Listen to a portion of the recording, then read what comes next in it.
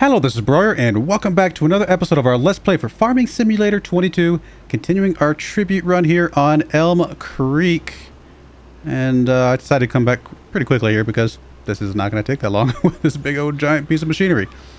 Just a reminder, this run is for charity, so please let your friends know, let your enemies know, let everybody know to watch it and support the channel, and I will be donating the proceeds of this particular series to charity, to feed actual hungry people around the world.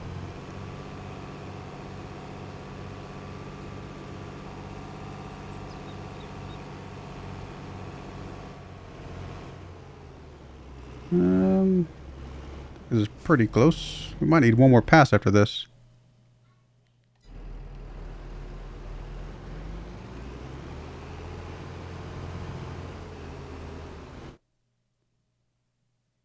Might be able to scooch over a little bit. I don't know. It's going to matter. We're going to have to do another pass anyway, probably. So we'll just keep it on line and worry about that in a minute. Actually not using that much herbicide, which is a bit surprising. I mean, it's going down really fast. Don't get me wrong. But for being as wide as it is and the fact that it's going faster, I guess it's going down at a decent rate comparatively. I just honestly thought we'd be using up more of it.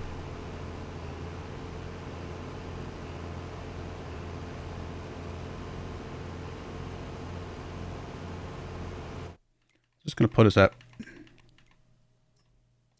about 90-something%.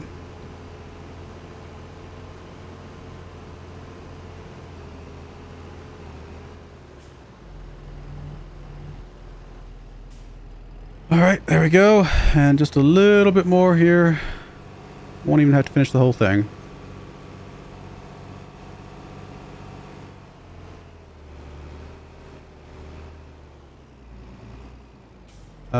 We'll trim it back just a smidge, see if that's good enough. It's still a bit wide. That looks better.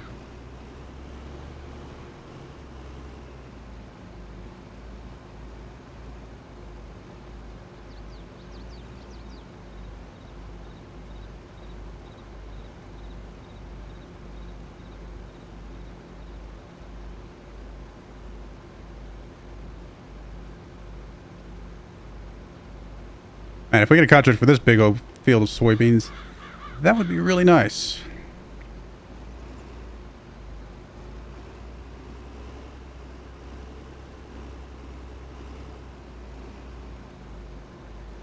I was gonna say, did I miss the message? Nope, I did not. All right, so there's that.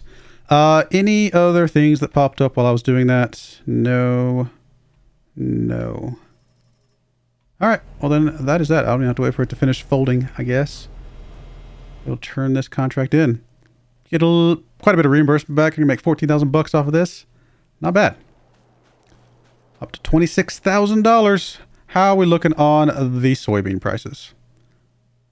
11.12. Also, feeding grain south is going up as well, but definitely want to try and sell to the best ones possible, because it doesn't really cost that much to rent the train, thankfully.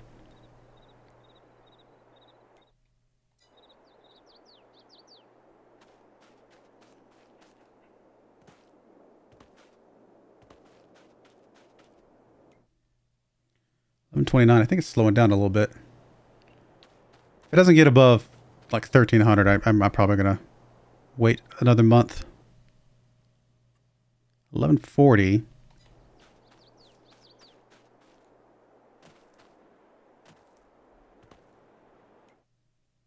$51. Let me slow back down. Check the contracts real quick. No balings, no cultivatings. Fertilizings obviously are good if we can get the right one. Plowings we're not going to do in the spring. So 24, 43, 68. Did we already check those? We already checked 24 and 43. But 24, 43, 68. Oh, 68. The one we just... Wait, is that really up there? I know 68, but I'm like, well, I was not expecting it to pop back up on there. Okay. Man, I wish I had that other piece of equipment so I could put some liquid fertilizer in it. How much does it cost us to lease a liquid sprayer?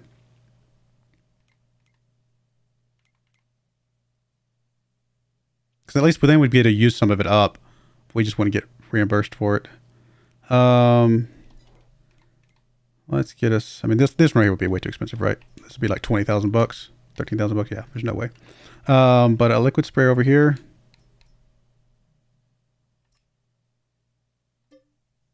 I mean, for about the same price, we can get that one, or we can get this other one, I suppose,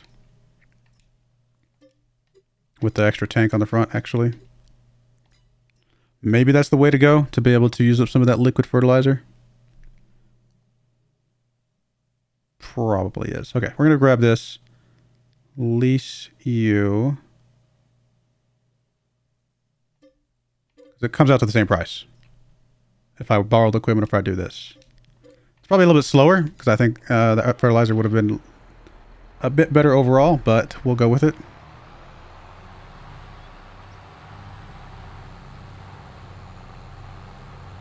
Out of my way.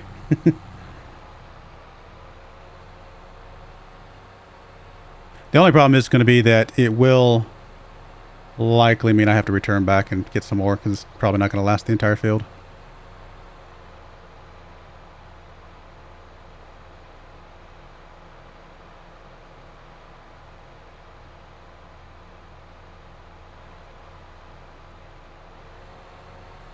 We keep going about speed 10 for now. Just to get through and check those prices and get some more.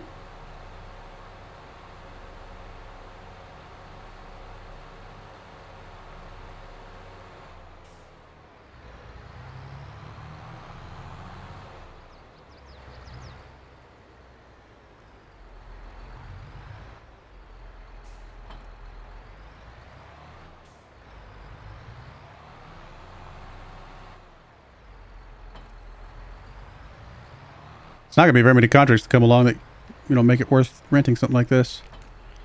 So we'll take it while we can.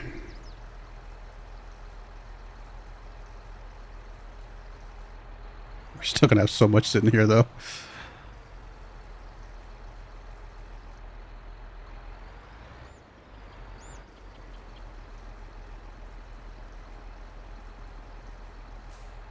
It's all right. We'll get as much out as we can.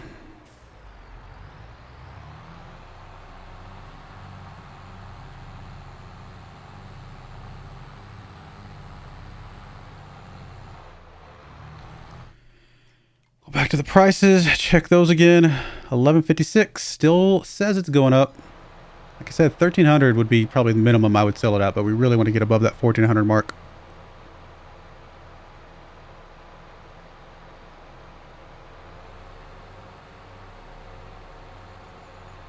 So I can fast forward some more, but I don't want it to get too dark, so I'll just wait a little bit.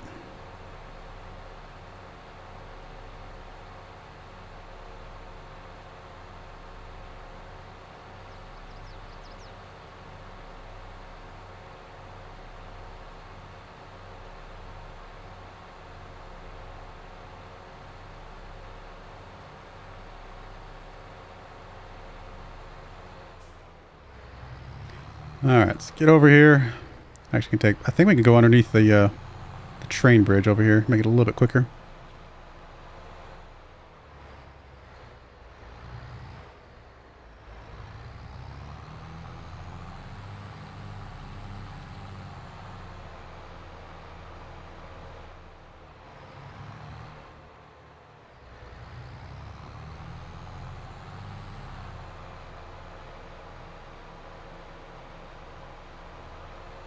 Guess I can just drive across your weeds. It's not gonna matter at all. Oh no, I'm killing your weeds.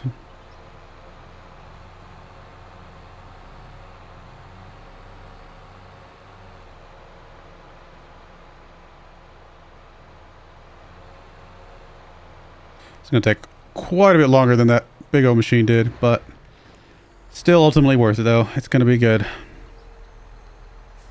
Did I not accept it? Oh, I never accepted it. I was like, wait a minute. Why don't I have it? Accept contract, do not borrow items.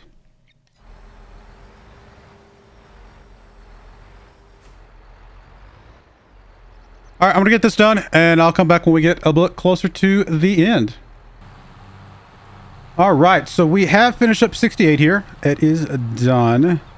We'll turn that in here just a moment. But we do have another contract that came up, which, because of the way I did this, technically qualifies. We are going to grab 26, because that one for sure qualifies, because that's one of the cotton ones. But 32 here, it's not cotton, it's sunflower seeds. Or sunflowers, I should say.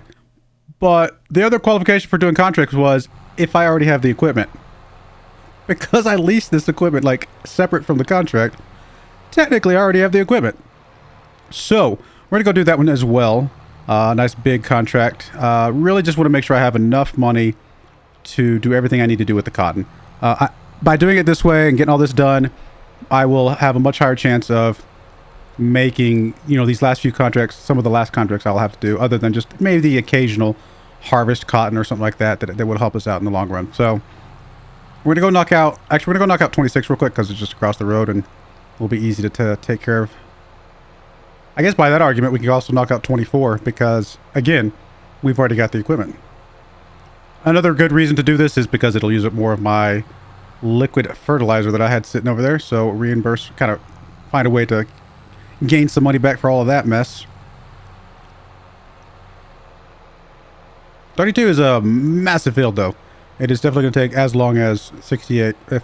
I think 68 is technically the bigger one, but 32 is a close second, if I remember right.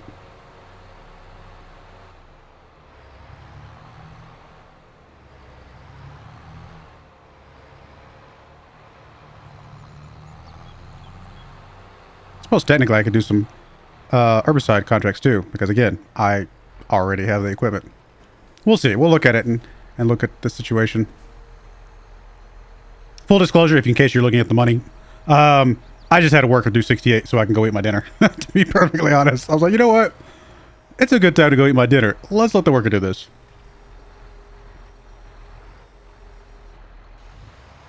I've been doing most of the other ones, but occasionally I'm letting the workers chip in from time to time when I'm just trying to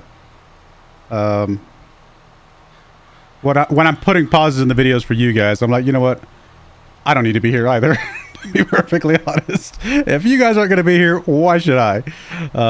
So I've been letting the workers do a couple other little bits and bobs here and there just so I can go do stuff.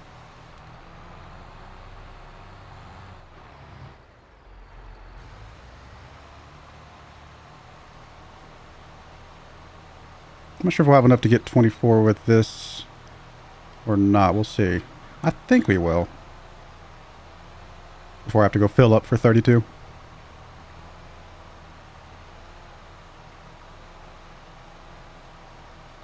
There we go. That's done. Let's turn in... We'll turn both of those in, I guess. You can go in. You can go in. And let's go grab...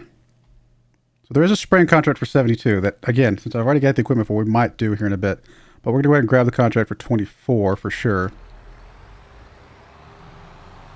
Because that one is not too far away.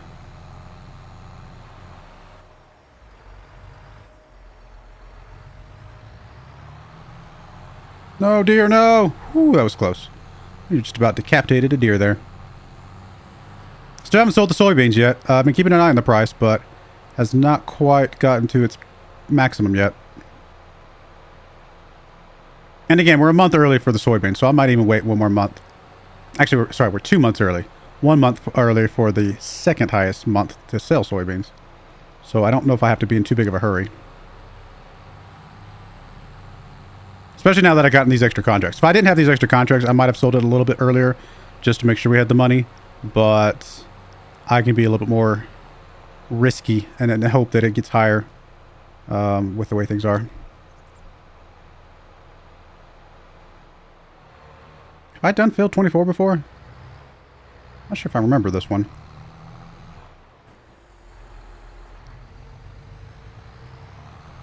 I mean, I've done field 18 over there with grass and stuff before, but I think that's all I'm remembering.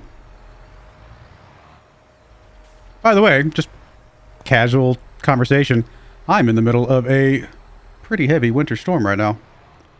It is supposed to snow for the next 30 hours straight where I'm at. And I just went outside 2 hours into this 30 hours of snow, and it's already like, you know, several inches, a couple inches deep. I'm like, okay. I mean, it's possible it just front-loaded a bunch of the snow, but I feel like we're going to get a lot of snow between today and tomorrow. We'll find out. And actually, if you guys are in the US that are watching this, let's see, when will this go live? I'm trying to get a little bit ahead because with the brand new series and stuff like that, I'm trying to get a few videos knocked out ahead of time. This one will go live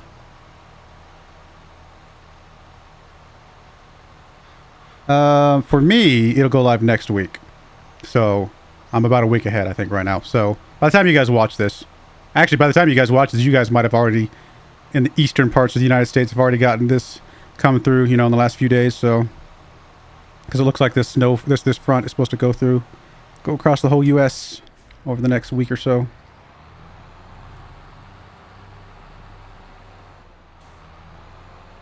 Oh, just smack the wall over there. So hopefully everybody stays safe if you are affected by any of the weather. I mean, I'm not going anywhere, so I assume I will be safe.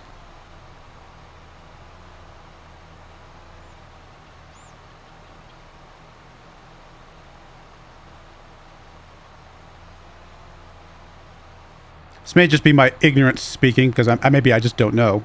But I assume, unless you're going somewhere, like unless you have to travel, or unless, you know, there's power outages, stuff like that, which that's always the case with any type of storm, if there's power outages.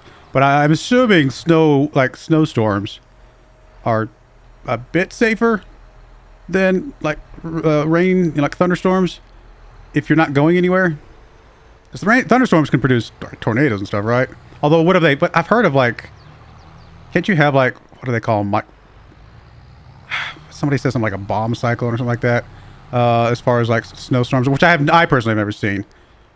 So maybe there are ways to get like really, really majorly severe, like cyclone type thing events. Which can that happen? I mean, I know a cyclone, an actual tornado, is a mixture of hot air, cold air. Can you have I guess if you have a cold front, like a blizzard type conditions come through fast enough while there's still warm air in the warm, you know, right after it come out like a warm day or something like that, maybe you can get some sort of weird events like that. I always associate tornadoes and stuff like that with thunderstorms, you know, with rain, not usually with cold weather. But again, that just may be my ignorance of just not knowing, not having to deal with that kind of situation before. Now, obviously, I think I would rather, well, I don't know, that's a tough one. Would I rather drive in the rain, the heavy rain, or would I rather drive like on like in a snowy day? I think probably the heavy rain still, but I've driven in some heavy rain before, like really heavy rain, and it's intimidating.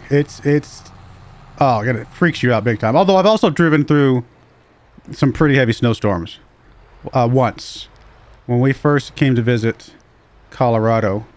They were going to get a major snowstorm, and we were going to get stuck in Aspen, actually. And we had actually been in Aspen for New Year's Eve, New Year's Day, I should say. So we got to see all the fireworks and stuff like that for New Year's Day in Aspen, which is really cool. But I mean, I'll be honest. I'm not like, I'm well off enough that I'm not struggling financially, but I'm not well off enough that I could spend a week stuck in a snow blizzard in Aspen, Colorado. I can't play that. We paid for one night. That was enough. You know, that was pretty expensive, and it was good enough. And so I drove through the blizzard basically to get to the other side of it, so that I could make it out of that area. And we actually ended up driving down to, if you're familiar with Colorado at all, there's a place called Telluride, which is just as expensive as Aspen, but at least I didn't get stuck there. So it was one night in Aspen, one night in Telluride. Very expensive couple of nights for my levels of expensiveness, I guess. I'm sure some people out there who make bukus of money, a couple nights in one of them ski resort towns is probably nothing. But for me, that is a splurge event. but still, it was I would say it was very stressful. There was definitely moments where I couldn't see through the snowstorm more than like 5 feet in front of the vehicle. And so there was a couple moments I did end up pulling over till I get a little bit more visibility. There were several moments I had to pull over and just try to find a way to clean off some of the buildup on the windshield, stuff like that, because it was building up. It was just definitely a mess for a good old Texas boy who hadn't really done much with snow up until then. It was a crash course, thankfully not literally, in how to drive in winter weather, and I hope that I never do it again, because that was an experience for sure. Thankfully, I will say this. My wife, we had just gotten my wife's all-wheel drive Honda Pilot, right? Now, it did not have winter tires on it. It at least had all-weather tires. But obviously, there would have been no reason to have winter tires on it living in Texas. Well, maybe certain parts of Texas, but not where I lived. So it had all-weather tires. Thankfully, it did not have summer tires. That would have been really bad. But all-weather tires. And I will say, that all-wheel drive Honda Pilot was amazing. Like that, it got through everything. Got up some snowy hills and through some snowy roads that hadn't been quite plowed yet. Like, it was, for not having quite the right tires, I was quite impressed by how capable that vehicle was. I mean, we were going up and down mountain passes that, you pass by the sign that says, you must have four-wheel drive or all-wheel drive to get past it. I'm like, well, I've got all-wheel drive. We'll see if it's actually legitimate when they say that. And it was, man, that thing. I don't think I will ever. Let me clarify. I'll put an asterisk next to this real quick, but I don't think I will ever not have an all-wheel drive or four-wheel drive vehicle ever again. Like, just never. If I'm going to go buy another vehicle, it'll be either all-wheel drive or four-wheel drive. Done. The only exception I make to that at the moment is I still want a Shelby GT500. So obviously that's not all-wheel drive at the moment. Although there is talk of the future models coming up in 23, 24, 25, something like that. One of those future models. If they make the next version of the Mustang, the next version of the Mustang, there's speculation that it will be all-wheel drive. I'm not sure if it's official yet, but there's very strong evidence to suggest that it will be all-wheel drive. But there's also no evidence that they're going to make a Shelby version of that. I would assume they would, because why not? Seems like it's just money to be had.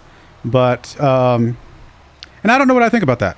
I mean, I know this is technically a gaming channel, so not sure how much you guys care about me talking about vehicles, but I mean, all-wheel drive. Here's the thing: a Shelby GT500, like the new, if I were to go buy one today, which technically I have one on order, it just hasn't shown up yet. I've had it on order for 4 months. So thank you, supply shortages, which is probably for the best though, because I don't know if I could actually afford it right now. I mean, I don't know if I should afford it right now. Could I? Yes. Should I? Probably not. But anyway, the problem with the Shelby GT500, as awesome as a vehicle as it is, it's a really cool vehicle. But I think I've mentioned this on one of the series before. Unless you're on a prepped track, there is no way you're getting 760 horsepower down to the ground without spinning out through first, second, and possibly even some of third gear. I mean, I don't know. I've definitely seen people spin out through second gear. But I would imagine you can keep spinning out if you're not careful. So the idea of a more powerful all-wheel drive Mustang at some point in the future, even though that sounds a little sacrilegious to the Mustang name, Mustangs, rear-wheel drive, all that kind of stuff just sounds, But, I mean, an all-wheel drive vehicle would at least allow it to put the power down where it needs to be, which would be pretty awesome. Plus, there's speculation that it'll be hybrid. Look, if you want to make it a hybrid V8, I'll think about it. Like, I'm all ears about a hybrid V8, because as long as it still sounds like a V8, I'll be considering that for sure. But if it's like a hybrid 4-cylinder or something like that, or even like a V6, even a V6 wouldn't be good enough, then I'd be like, no, thank you. I realize that all vehicles will be electric someday, but I'd like to delay that as long as possible personally, because that would make me cry.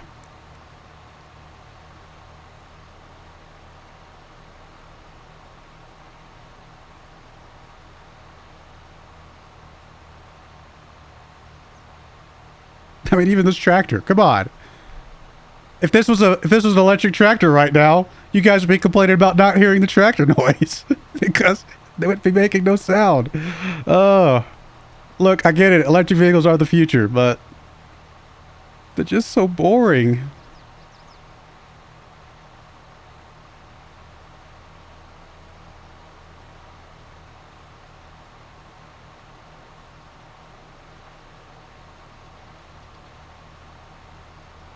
Although, like I said, I am 100% in favor of hybrids if they're done correctly. And I think I've mentioned this before. Like, I don't mind. I don't need my V8 to only get 8 miles to the gallon. If you want to make my V8 get 30, 40 miles to the gallon because it's a hybrid V8, I'm all for that. No problem with that whatsoever. I just still want it to be a V8. We'll see. I actually hope, I kind of hoping that they give us some information about the new Mustang before I actually end up buying one. Although, if the ones I end up buying is legitimately the last true non-hybrid, V8, actual combustion engine Mustang, I don't think it'll lose value very quickly. I have a feeling even if I bought it and decided to sell it for a newer Mustang later, it would maintain that value for quite some time. Could be wrong, but seems like a logical thought to have.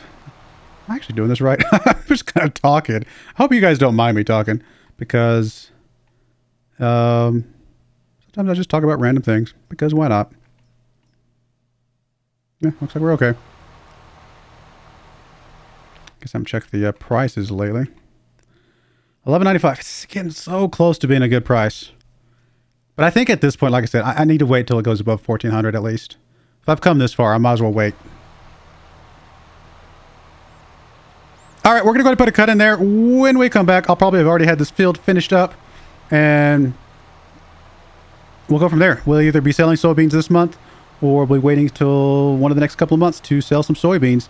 Still keeping an eye on some contracts, things like that. But I'm feeling much better about the financial situation now. Going into our very first actual harvest of our cotton here in a couple months. So I do appreciate you guys watching though. May God bless you, and I hope you join me again next time. Thank you and goodbye. I wanted to give a special shout out to the following channel members. Thank you so much for supporting the channel.